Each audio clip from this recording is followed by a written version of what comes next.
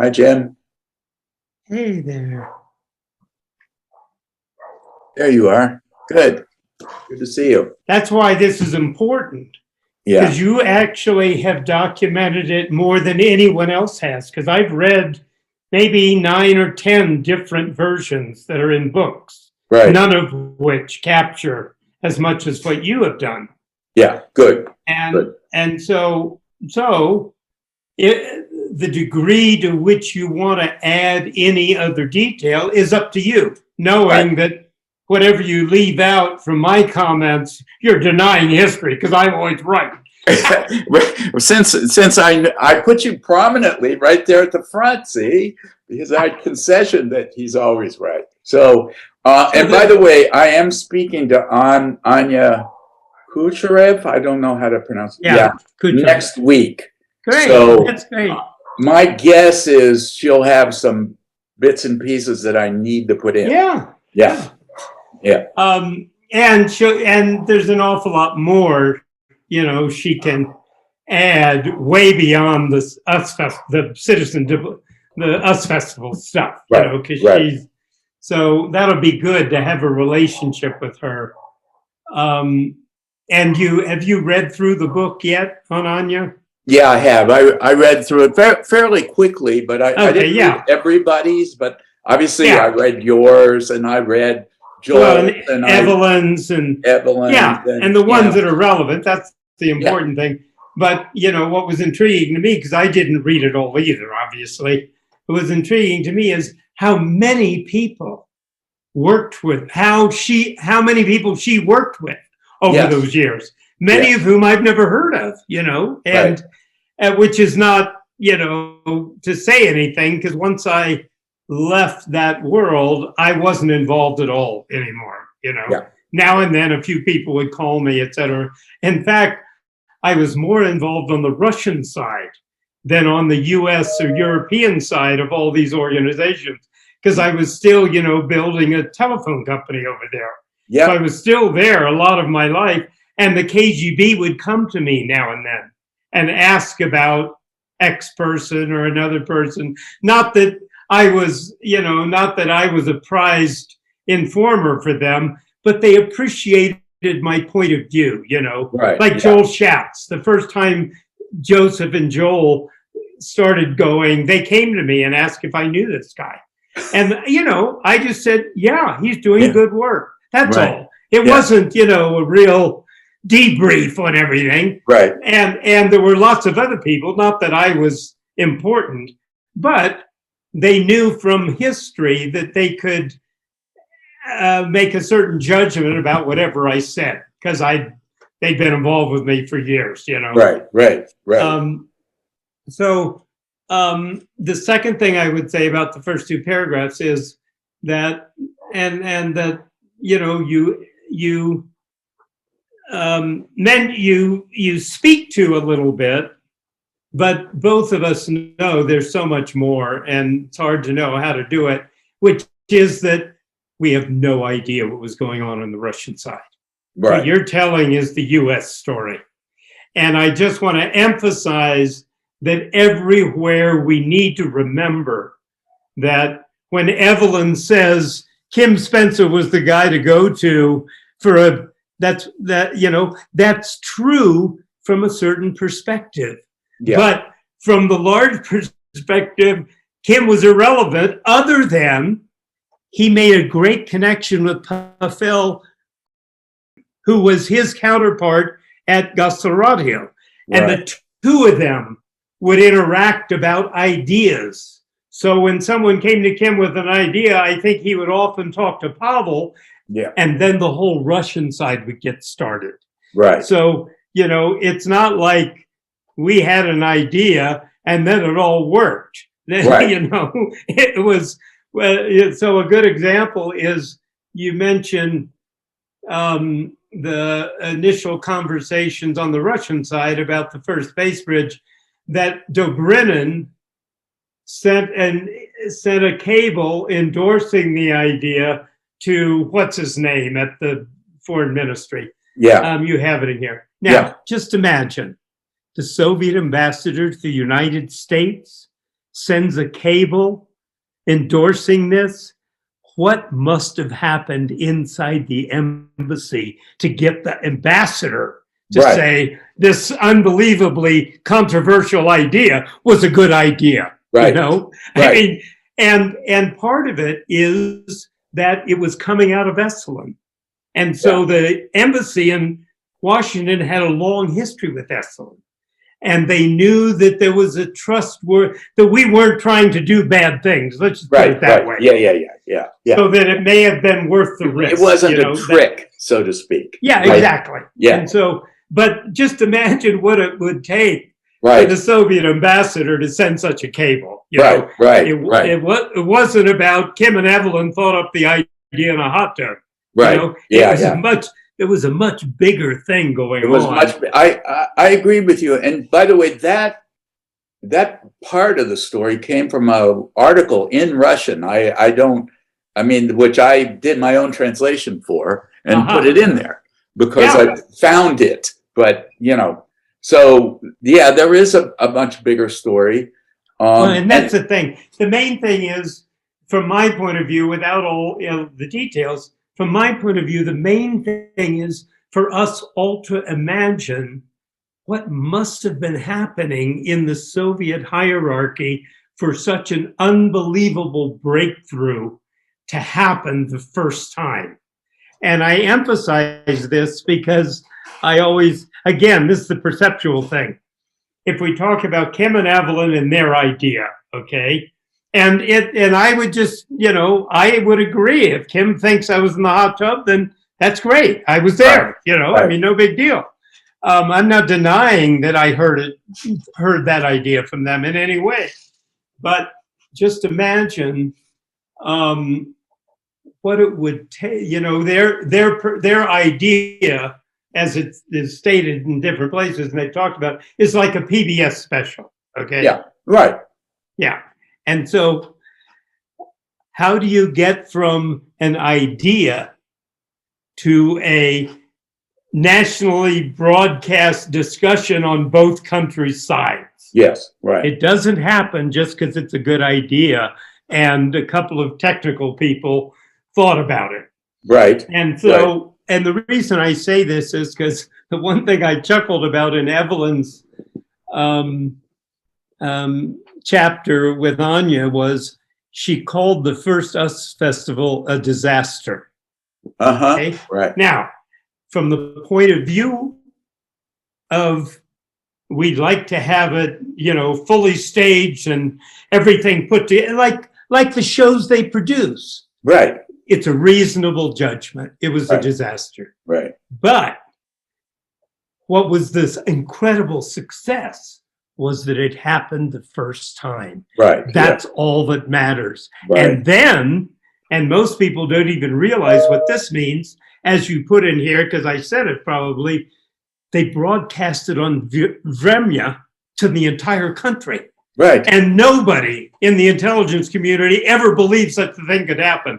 They kept saying, well, yeah, you will get to do this, but no one will ever know about it. Right. And then, so to get from an idea of a multimillionaire having a rock and roll festival and a couple of, visionaries imagining people on both sides having a free and open discussion to the first time such a thing was allowed is a very long journey. Right. And Jim, to me, the same question arises about the role of Joseph Golden, because he was an instrument of bigger social forces in that country, but I don't know where he fits in that constellation of things, because my point of view from this book, and it'll come out later as well, is that on the Russian side, they were looking to accomplish things, and they found people who helped them do things that they wanted to do. They wanted this, and I think it fits with what you're saying. We don't know for sure, but it happens because bigger social forces are at work, and then it becomes realized in the activities of individuals. So yeah. So anyway, Well, do you do though touch on it, and I'm trying to find where, but you do kind of point to in one or two different places that Russians opened the doors to growth of this movement. It came to play factor in both countries. Found kindred Russian spirits who embraced the idea of promoting exchange. You see, Gorbachev was a result of a changing attitude in the culture. Mm-hmm. Yeah. And that penetrated significantly high levels of the bureaucracy. Not everybody. Right. But Gorbachev could not have done what he did without huge change occurring. Yes, in the true, attitude, true, okay? true. So we're talking about, in a sense, in both countries, a changing attitude toward how one lives one's life in relation to the other. The New Age was an example of that. Right. And, as we know, the New Age, when it started, was very controversial. Then it became mainstream. Yeah. And now it's like everybody's doing it. Right, right. And that's how these things happen in a culture. They emerge and in a sense are contagious ideas. Right. So Joseph, who was an outlier on the whole culture, had these incredible visionary ideas about what could be done. And it captured the attention very directly and personally with Velikov and the people that got, and Yushkevicius and the head of the USA Institute and several of them high and some of the cosmonauts, etc. Yeah. But how does Velikov know Golden? How does that happen? The guy who's living in an abandoned apartment, artist, visionary, how does that get connected to the kind of people you're talking about? I don't want to dwell on it, but it just seems a bit of a mystery to me, Well, I think it is a mystery, partly because we don't know how the system worked then. Yeah. So we don't know how Joseph's, in a sense, elevation into an influence leader, how that rose over his lifetime. Who did he know where? Who did he know first? Who got captured? And then this, and then, I remember he and I produced a half-a-day event there on hidden human reserves, and he organized the thing. Got the venue, got the people. There were a couple of cosmonauts. There were a bunch of kids who were very involved in kind of hidden human reserve development stuff, etc. And it's that same thing. I think one part of it is that, and this is something that most US people, especially at the time, had no idea about, that, as Joseph used to say, you can do anything you want here as long as it is not expressly forbidden. So you stay within the forbidden rules. Right. And within that, you can do all kinds of things. And he began to be known, however that happened, to people who wanted what he had to happen. And so there was an intellectual affinity without, and the thing of it, like with Velikov, without having to do anything official. So it excited people like that, and Posner. And, it excited people to be able to have a private conversation and not have to do anything that would, go against the, and so, and there were a few other people like that. Not, as skillful as Joseph, as in a sense at manipulating the system. But he wasn't unique, other than the breadth of his connections, as far as we knew, because most people stayed within the boundaries of where they were employed or, et cetera. And Joseph, not having any boundaries, could go all kinds of places. And it probably only took, one or two influential people who got intrigued by him to encourage a couple of their friends to talk to him. It must have been a multi-year process, but it'll remain a mystery. How did he rise to that level of influence? Let's say, without ever having any decision-making capability. Pretty interesting. But again, from my point of view, it's supported by this larger notion in both countries and other parts of the world that a larger impulse was trying to happen in the world. See, then that gets into metaphysics and philosophy and all that other stuff. Right. But essentially, I agree with you. I mean, and I want when I get through this and edit it again to try to, pull that a little more prominently. But, well, and there again, if you contextualize it around, Gaia, I'm not saying use these instances, but, more and more today, there is acceptance of the notion that there is a larger consciousness on the planet and within humanity. It's not like a new age idea 40 years ago.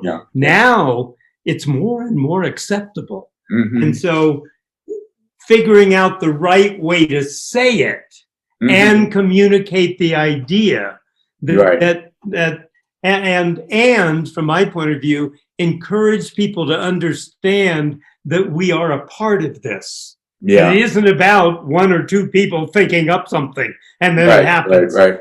It's about, and so we have to imagine that on the Soviet side, there was the equal impulse surfacing and finding its adherents, we say, like Joseph and others, whom we met over that time.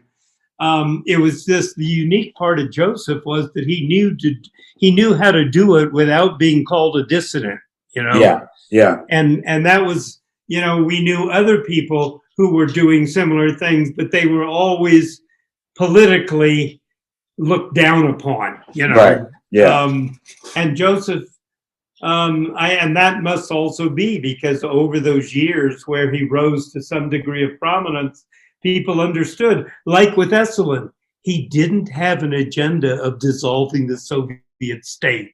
He wasn't anti-communist. He wasn't political at all. He was just, let's do this and that as people together. Very much like what Esalen always started out to be,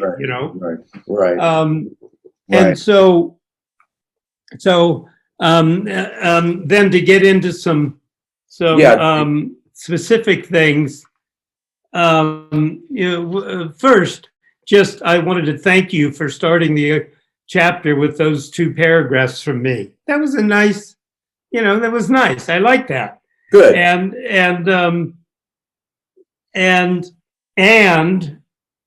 of the two paragraphs, the one thing, in addition to what we've just been discussing, but the one thing I think that is most important is to, wherever you can, put in a little, phrase, but we had no idea what was going on in the Soviet Union.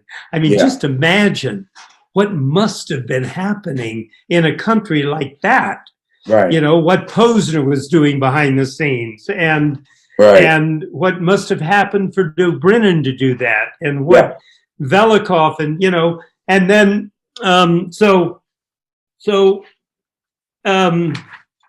on the second page, right before select, do you have it there in front of you? Yeah, I have it on my iPad.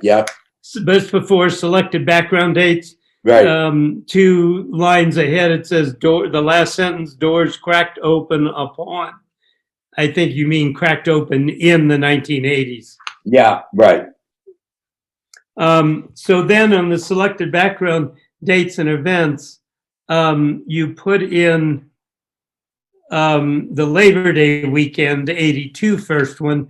And I just wondered if maybe you should put in the second one, since that's the one everybody focuses on.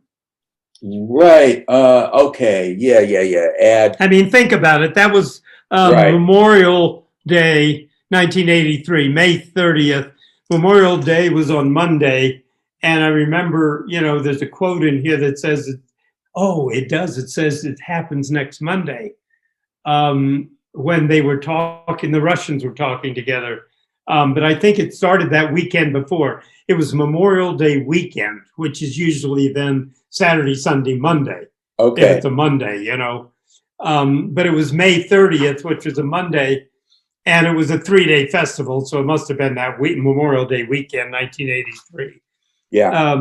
Like you say here, September 1982, Labor Day weekend, you could put a couple further down, May 1983, Memorial Day weekend. Right. Second and whatever, however you wanted it. Okay, good. No, good point. Got it. And I have a little note on this later on, but just while we're on those dates, because I was trying to make a list of things where Evelyn says everybody who wanted to do a space pitch came to Kim after that. I was trying to make a list of the people who came to me. It wasn't just Kim, but that's okay. I'm not saying it should be changed. But one of them was Dick Clark. I don't know if you remember, but I think you told me this before, that he wanted to do a rock and roll show. Right? That we were producing a version of the Dick Clark show in Moscow. Right. And it had gone very far along into where we had begun to select dates, and I had taken his producer to Moscow and I didn't really know Dick Clark. I was dealing with all the people who produced stuff. And then we were about to make an agreement on the dates, and the Korean airliner was shot down. So and that stopped it all. He said after that, no. Right.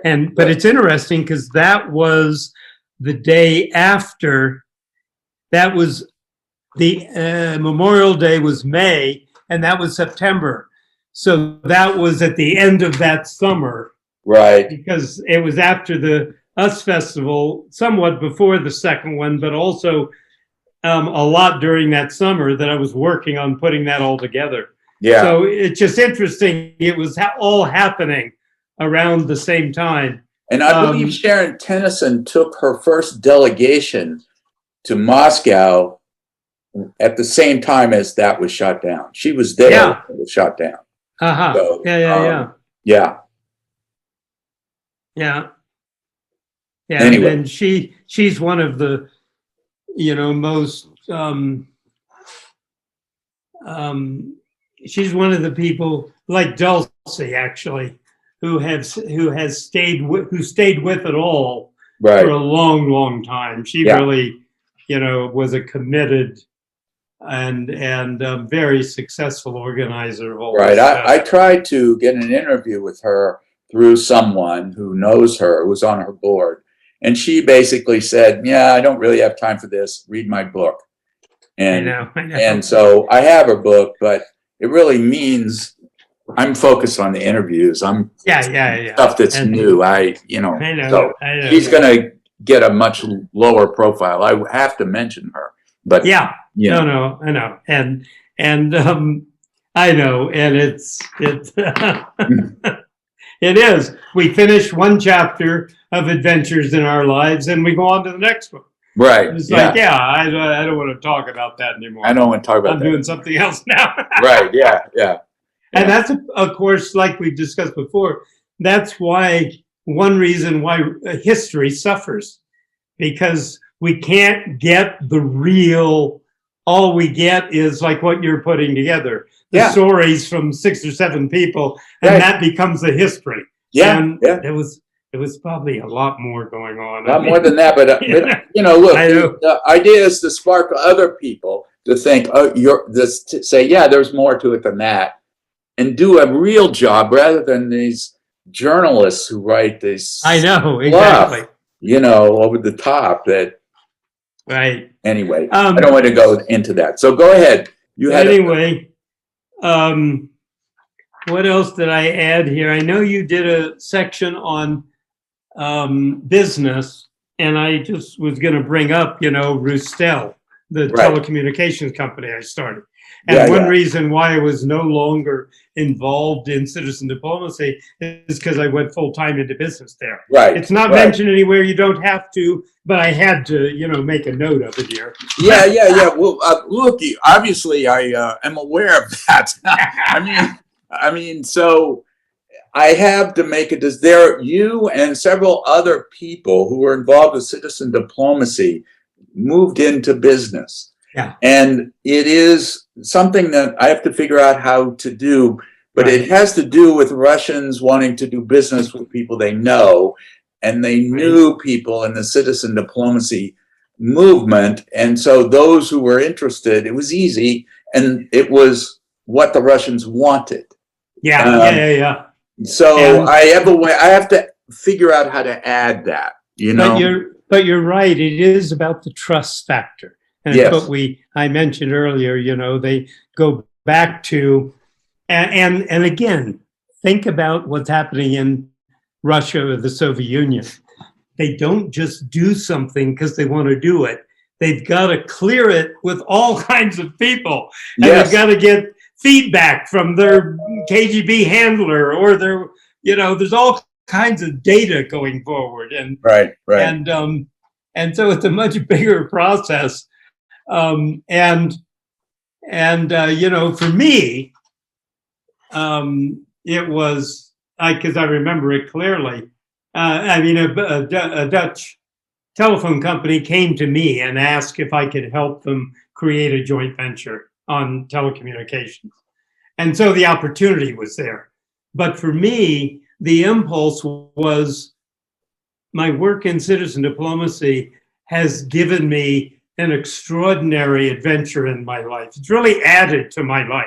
Yeah. And I want to give something back to the Soviet Union. And the best way to do that is this unique approach into telecom to take them into the global market with the first telecommunication joint venture that had ever been, developed, et cetera. So I had a personal motivation in it that came right out of the citizen diplomacy. And then you build on that, obviously. All of the reputation, the people, and all that sort of stuff. And I think I mentioned, did you talk to Peter Gerwe? Or are you going to? Yeah, I did talk to Peter. Yes. Yeah, right. Yeah, because you told me about where he was living. Right. Yeah. And I think I mentioned to you that, partway through his incredible success, because he built an extraordinary company there. And he wrote me an email saying, I owe it all to you because you introduced me to the 4 or 5 people who have made this whole thing happen. Yeah. And of course, as I said to Peter, hey, you were the one who wanted to move to the Soviet Union to make it happen. Remember, you and I were partners. I said, not for me. I'm not going there. You're the one who made it happen, because that's what had to happen. He had to go there. Right. Live there, and marry a. And so the other thing I was going to mention on this list of things in the beginning was, like you end with Gorbachev resigns, I'm just wondering if you might want to put there, Esalen Institute arranges Gorbachev's first trip to the United States as a private citizen.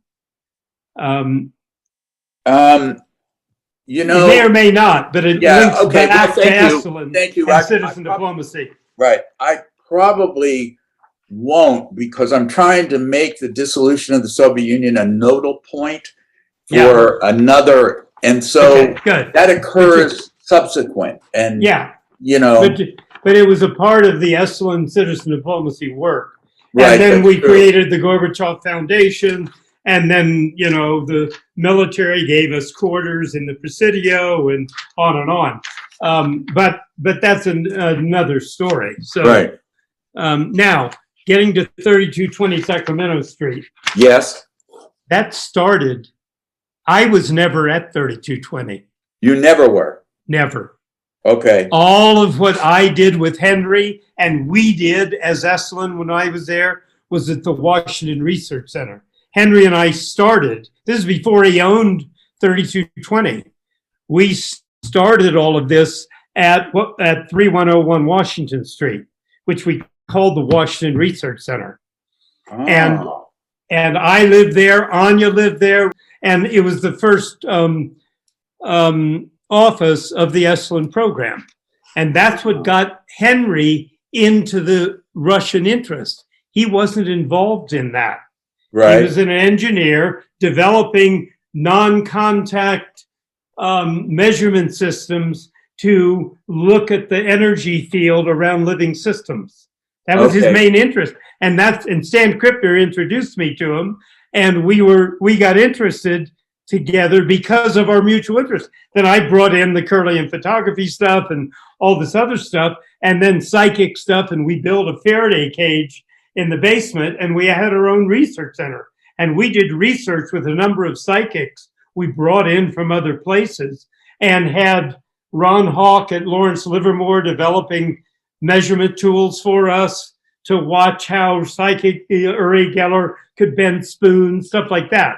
Right. And we did that for a couple of years before, and during that time, he got involved in Samizdat, publishing Russian stuff. Anya was very involved with him and all of that. He met the emigres and Father Yakunin and all of those people. And his publishing venture was right there out of 3101 Washington. And there was and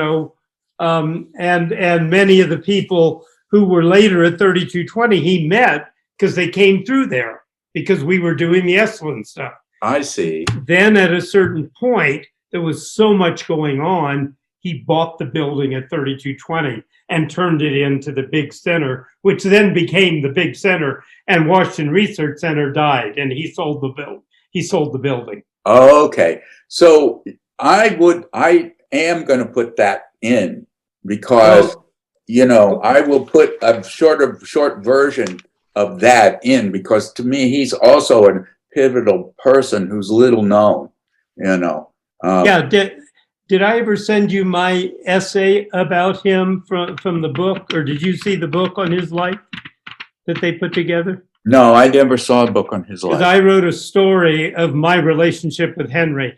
I'll send that to you. But here's where I was thinking as an insert. Right. Then you get to Esalen Institute, okay? Right.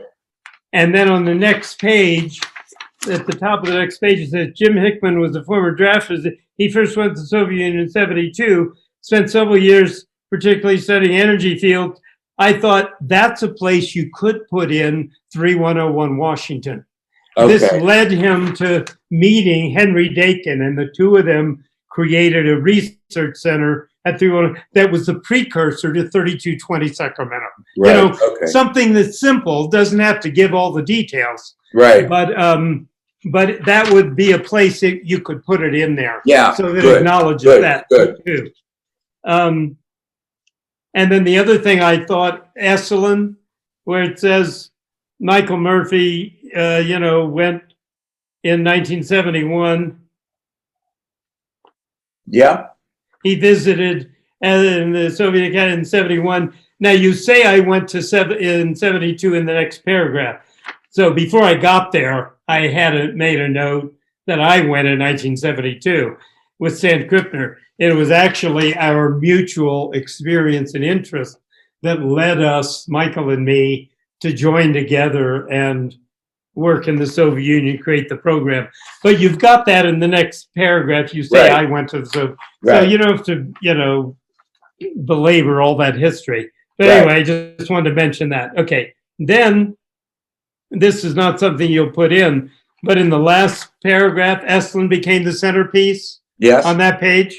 Yeah. It goes down to Esalen brought Boris Yeltsin on his first trip to the U.S. He arranged meetings for Yeltsin with then President H.W. Bush. And I just put in parentheses where Yeltsin was drunk. Yeah. Literally, he could barely walk up the stairs of the White House. He was so drunk. God. Yeah. But that isn't for this. I think it's an interesting little vignette that he was such a drunkard, you know. Right. Yeah. But those are all. Yeah. But those are all. I just listened to a podcast about it was called How to Dismantle an Empire. It's about the meeting where Satinsky, Yeltsin, and who's the Ukrainian leader? Kuchma, dissolved the Soviet Union. And apparently Yeltsin was drunk through most of it.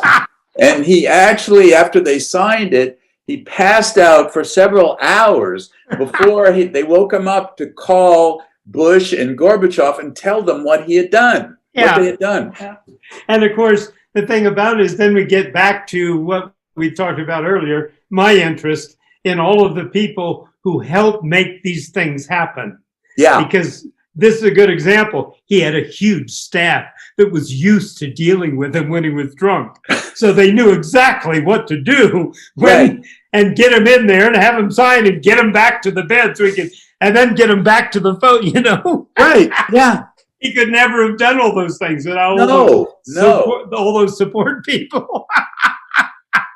Crazy. Okay, then moving on.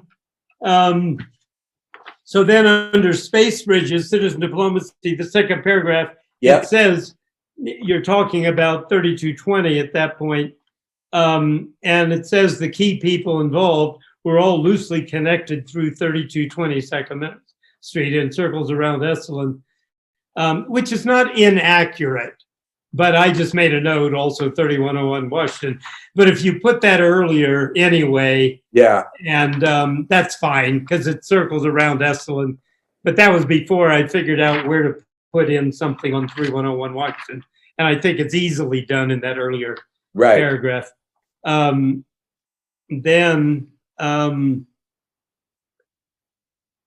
very last line on that page that starts with says, "Wouldn't it be amazing?"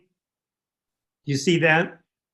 The paragraph starts with Kim Spencer, Evelyn Messenger. See. Yes. Then it says at the very end, it says, "Wouldn't it be amazing if we get Russians that Americans?" I think you mean and Americans. Right. Okay. Okay. Then I have a bunch of stuff on this next page. But it's all stuff we've talked about. It was an idea emerging in various minds, the memories of the pioneers. Well, and you know, you can say it the way you think it goes best, but the memories of the pioneers differ somewhat. And that's probably, you know, neuroscience of memory is it always differs. You know? So that's accurate from a functional point of view. But then you say Evelyn Messenger is generally credited as a co-creator. Yeah. And I understand she believes that, and that's okay. She believes it very strongly. Yeah, and that's okay, because technically, if they were figuring this out in the hot tub, the idea might have been first expressed by her. Yeah. But that has nothing to do with what happened at the US Festival. And see, that's the thing. Yeah. Because at the US, I don't think she knew Rick Lukens. Yeah. Because Rick only knew me because he was then the boyfriend of my former girlfriend, Mary Payne. Okay. And they were together through the, you know, that early group of wealthy young people who created an association together where they always met and stuff. And Mary was a member and Rick was a member, and they met there. And this was after Mary and I had separated. And so I knew Rick a little bit because Mary introduced me to him, but he was not involved with us in any way. Yeah. And however it happened, and I don't know how it happened, he was involved with the US Festival planning. Right. And so I only heard from him that at the US Festival, they were, discussing various things, and the idea came up about linking it. And I think Rick might have been an inspirator on what if we could get Russia involved in this, because he knew that we might be able to do this. Right. But that has nothing to do with Evelyn. Evelyn was not involved with now. The one thing about that would be, it would be interesting to ask Peter Gerwe what he remembers about that conversation at the US Festival.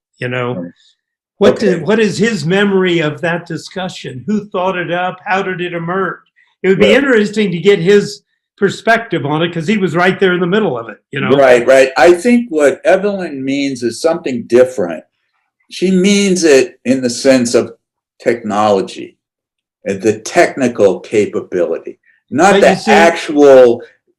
actual coming to fruition, which is what you're describing, Yeah, but however, then I would say she's talking about more or less a young woman and her husband, her boyfriend, who have done a couple of things with Internews. And she's saying that in the entire world of technological development, no one has ever thought about a satellite communication. That is very ignorant. Yeah.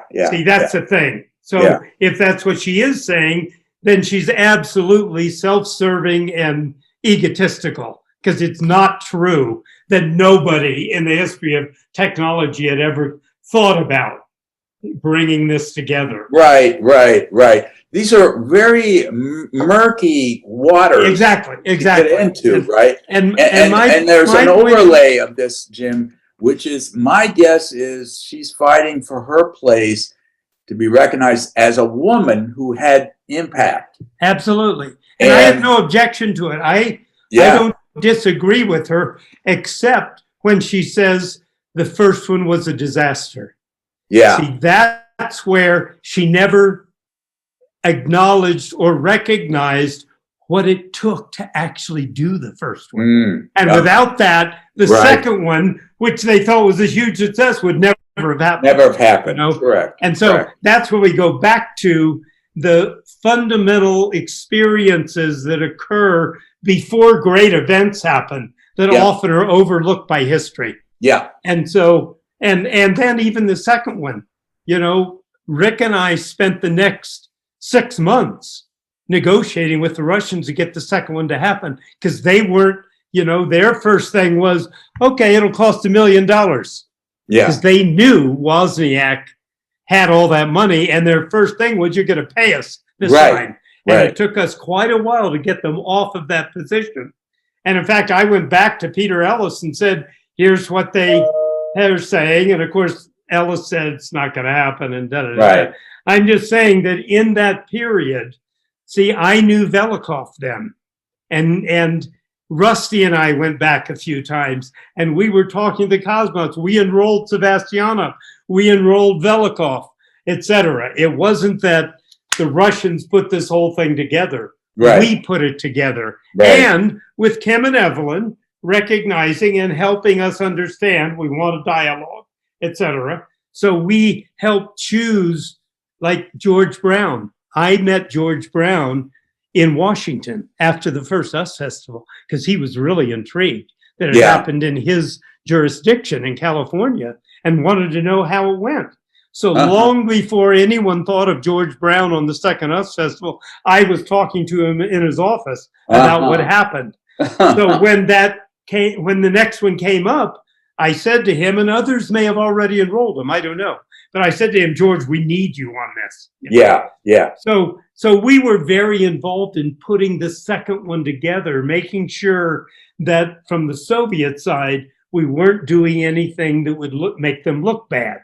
And from the American side, it wouldn't be a propaganda effort, So we were working with both sides to make sure it served the purpose that understandably Kim and Evelyn designed. And so that's all. Yeah.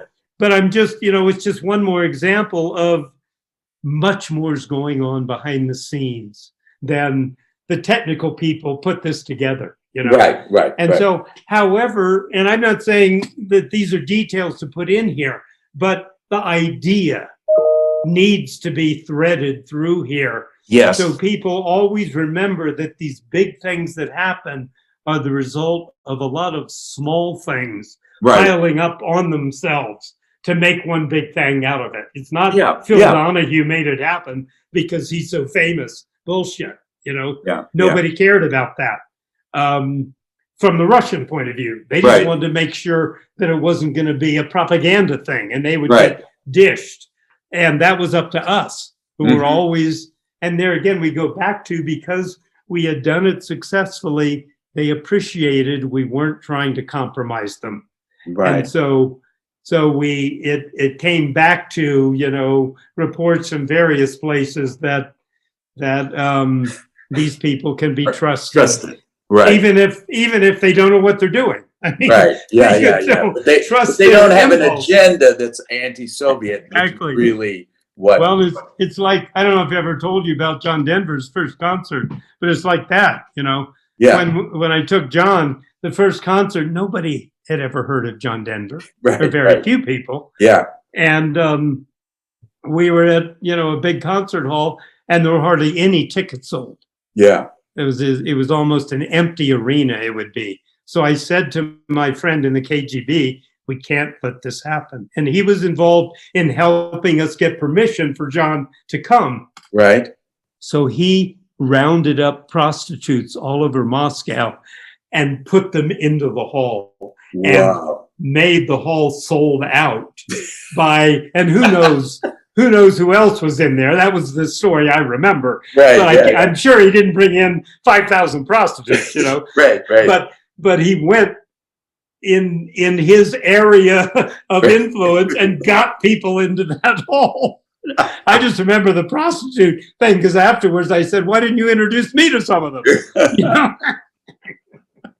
So that's probably his working network there for information gathering, right?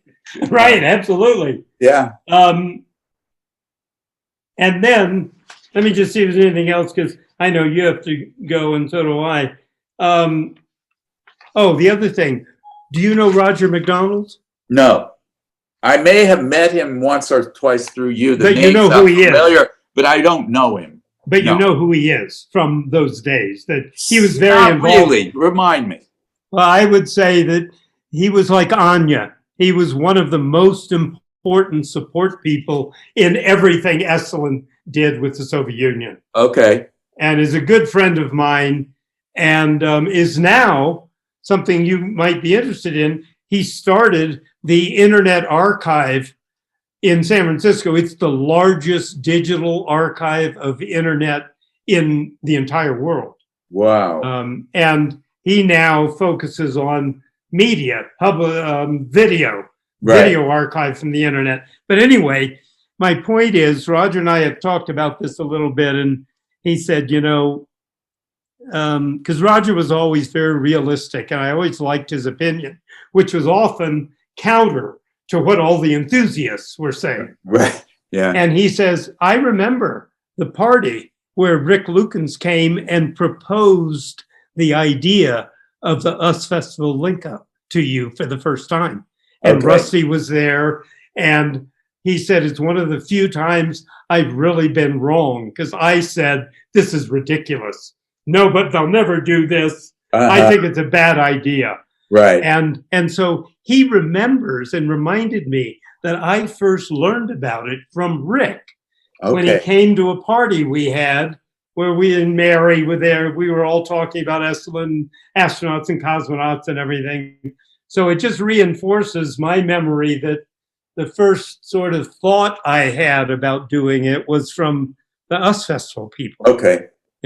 So just keep that in mind. And it would be easy to talk to Roger sometime if you're ever interested.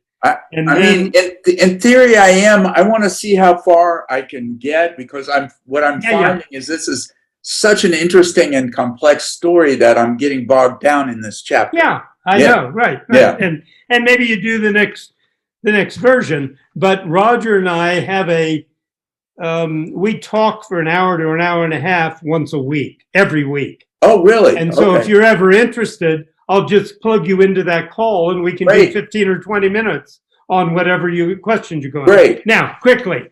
Okay, now another aspect of the disconnect that Bill Graham disconnected it, which again doesn't have to be in here, but is important to remember. In order to sell this to the Soviets, we created with them a presentation that would go live to all these people. And of course, a part of the discussion at the very beginning was, this is Labor Day. Labor, everybody out there is an employed worker. Right. Be maybe heads of labor unions, etc. It was a way of selling it. And one of the things, they then appointed this moderator who's a, disgusting apologist for the whole Soviet thing. But that was one of their conditions. And so a part of getting the first one done was knowing what to allow them to do and not give them too much room. Right. And so they had this guy, and he took Rick and me around the city, and we did a 3-minute documentary of Moscow. Okay. Put on the screen. And, understandably, from the Bill Graham point of view, there's X number of hundreds of thousands of kids out there who won't rock and roll. They don't give a damn about seeing Moscow with all these apologists. So, there's content, not just, I believe it's disinformation, which is also true, because that kind of a video could have been disinformation from the embassy, Right. But the other part was they also had Russian folk dancers. Right. We got the rock and roll band, but they had Russian folk going around, And again, anybody who would see that would say, nobody in this audience gives a damn about the Russian folk dancers. Right. So there was also a content side, but the important thing of that was that that's what had to happen in order to get the first one done. Yeah. Okay. And that's what we were good at, agreeing on what they required in order to do it. Right. It didn't ruin everything, but allowed the first one to happen, which then made it possible for everything else to happen. Okay. Which is what so many people forget, Without those first things, none of the rest happened. Right. And so quickly, really provided permission for the Esalen Russian technical. Oh, and I think I mentioned the other guy on the Russian technical staff, Pavel, because he and Kim became, had a real good connection. Yeah. And worked together on the others. So that was a part of the whole Russian side of putting together future link-ups. Right. It wasn't just, the U.S. people and what they were trying to do. And then I had some. Okay. So I have a different question for you. You have a second? I have 3 minutes. 3 minutes. I was approached by a researcher who's doing a EU-funded project about the space station and its impact on lives of people in this country.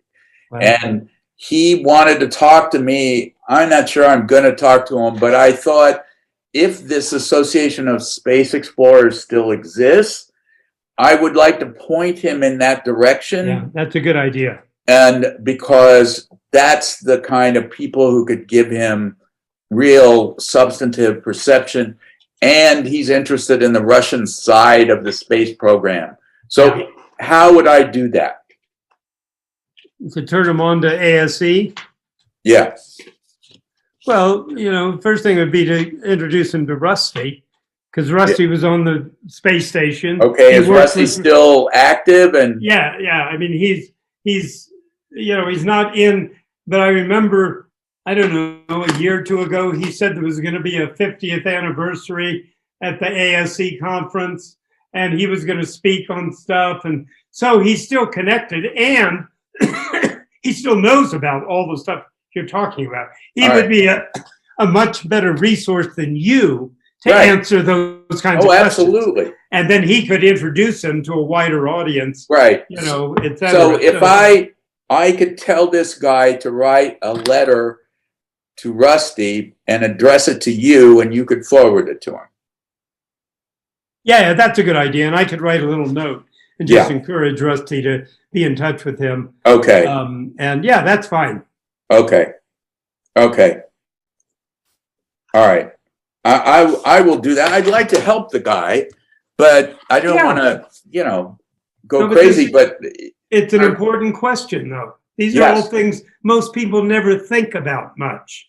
Yeah. And yet they're affected by it. And so it's about awareness on all these pieces of our lives. So let's just see where it goes. Tell them to copy me, and then we'll see how far it goes. Okay. All right. Okay. Okay, good. And again, thank you for your time. Thank you for your attention to this. I really feel like we're creating history, and it should be as much a group project as possible. And that's what I'm going to aim to do throughout this. So, and you're doing a good job of it. You're doing a really good job of that. So, keep me apprised and ask me whenever you need any advice or help. And I'll always claim that I knew all these people. Right. Absolutely. And you do. Yeah, right. You're my... and the good thing, I was talking to Stan Krippner recently because he's writing his autobiography. And he was asking me about, I don't know if I should say such and such about this guy. And I said, Stan, the good thing about writing it now is almost everyone you ever knew is dead. So write anything you want. There's nobody alive who can contradict you. Right. Yeah, no, true. I know. Well, I'm just, at the end of this, I don't know what to do with all these interviews because I will have pieces of each one in the book. But this is a tremendous resource. Well, there's the Internet Archive. I mean, there's the Citizen Diplomacy Archive Anya has been helping put together. So when you talk to Anya, ask her about that. Yeah, I will. It might be something that if that's still really going and they're expanding it, this would be something they would be interested. The other thing would be Roger and the Internet Archive. Yeah, that's the kind of stuff that they often, and then you have, it's held in a place where, part of their agenda is that they inform media people all over the world. If you want to know what happened, come to our archive and you can see the documentation of these things. And so those are two possibilities for it when it's over. Good. Okay. Good. Thank you very much. Okay. Have a good day. Talk to you later. You too. All right. Bye-bye.